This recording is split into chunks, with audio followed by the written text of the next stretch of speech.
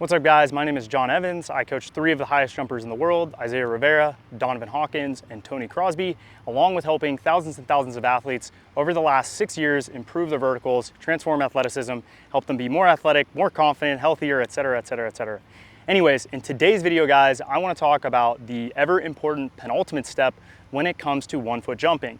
Now, as you guys know, Isaiah has done a lot of content when it comes to the penultimate step in 2-foot jumping, and he's carried over a lot of those concepts from what he's found to be true in 1-foot jumping. That said, the 2 biggest concepts that we've talked about so many times is going to be being low and being fast. So in 2-foot jumping, you want to lower on the penultimate step. What you do is you typically ground on the heel, you roll through this contact, and this is where your center of mass will drop. And then from this point, this is where you will drive the knee forward, you'll kick that foot out in front of you, and you'll generate a lot of momentum and also be very low at the same time, which will put you in position to jump very high off of 2 feet. Now, 1 foot has these same concepts. You also want to be low and you want to be fast, but how you lower is slightly different. Now, how we know this information is by looking through a lot of the long jump research as well as the high jump research when it comes to the biomechanics of elite jumpers at world championship meets. Typically, they'll have a biomechanist there, they'll analyze that data, and then they'll push it out to coaches and they'll also publish it. That said, when we've looked at high jumpers, we know that they lower relatively earlier in their approach than a 2-foot jumper would. How they do that is they actually have a semi-squat, or they're in this kind of athletic position coming into the actual curve, as well as leaning inward during the curve. Now, this is a benefit to them because it allows them to stay a little bit more upright, which allows them to have more speed. We know that speed is really, really important in the approach because that momentum we can use to generate lift vertically. Now, I will say that in 2-foot jumping, you will also see this kind of semi-squat position, but they don't necessarily have as much of a lean, they don't rely as much on speed, and they lower a lot more in that last stride of the penultimate step than a 1-foot jumper would do. 1-foot jumpers want to minimize the amount of lowering that they do during the last stride to minimize the negative vertical velocity. Negative vertical velocity is essentially you moving downward. We don't want that during the last stride because that's more energy that we have to stop from going into the floor, or stop our body from going into the floor, that we want to use the force of our muscles to take us vertically. What we want to do is actually use our horizontal momentum from the run up and being very, very low, having our center of mass travel relatively flat, which is around our belly button, into the takeoff, so that we're able to minimize the amount of energy we're using to stop the braking forces that we want to mitigate before allowing us to push upwards during the actual takeoff. Now, how we do that is through an effective penultimate step. So leading into the penultimate step, I like to see my athletes typically on the ball of the foot. So if I'm a left foot jumper coming into the actual dunk, I'm going to be about on the ball of the foot on the left, and then I'm going to roll, and this is really what we're going to talk about, through this penultimate step, roll through this stride into the takeoff.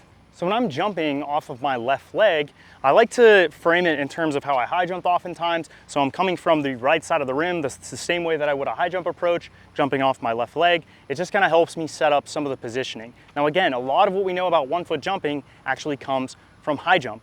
And the same concepts that we use in high jump apply to dunking. Now the difference is that in high jump, you want rotation, and in dunking, you don't want rotation. The difference is that dunking, you will actually typically be able to lean back a little bit more and stop the forward rotation that you would see in high jump. Forward rotation is essentially flipping momentum. So that said, the penultimate step, we are going to reposition our torso, we're going to lean backwards or upright, we are going to lower our center of mass, and we want to maintain the momentum that we generated in the actual run-up.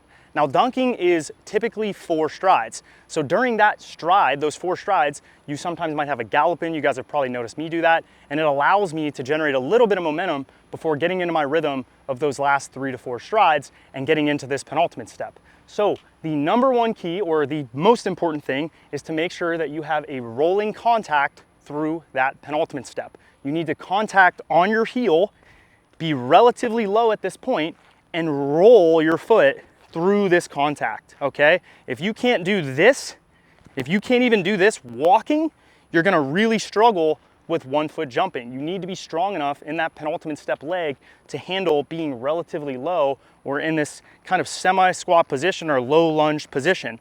Now, when I'm doing this drill, as I plant this heel, I need to make sure that I actually, and this is the second most important concept, I roll my chest backwards and upright. I don't want to be in this position. This will not take us vertically. We're gonna have a lot of braking forces and we're gonna have a lot of issues. So I like to see that toe up position or dorsiflex position as I plant the heel and I roll through this stride.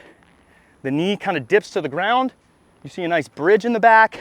And then this leg is relatively stiff out in front of me while I am leaning back and sometimes maybe inward on the actual takeoff. Now you might be wondering, well, John, isn't that really important for flipping and high jump?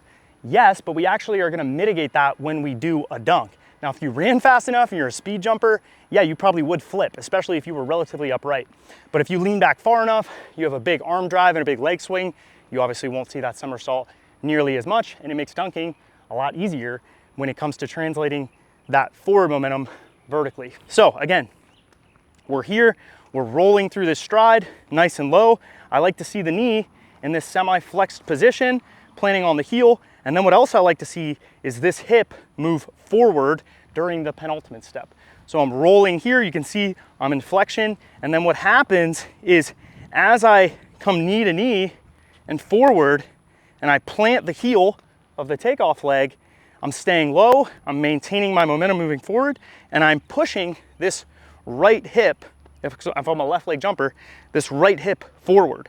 What that does is it allows me to have good alignment on the takeoff leg. Because your pelvis is connected, if you squeeze your right butt cheek, your left butt cheek also has to be moved forward into what is hip extension. So I'm rolling through here, that hip comes through, I'm in this position, and now I have this really nice alignment.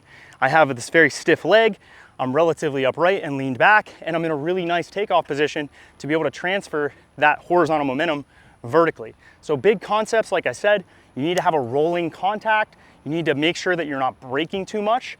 So make sure that you're not planting way out in front of you or slowing down during that stride. We need to maintain speed from the run up during that stride. And then lastly, we want to make sure that we push the hip through on that penultimate step to get this nice alignment. Now, when it comes to cueing this, I typically will just tell athletes, get a rolling contact. I want to see a rolling contact through here, and I want to see a really quick stride into the takeoff. That said, guys, that's the video. If you have questions about the penultimate step, leave it in the comment section below, and I will try to field those for you guys. I'll see you guys in the next video.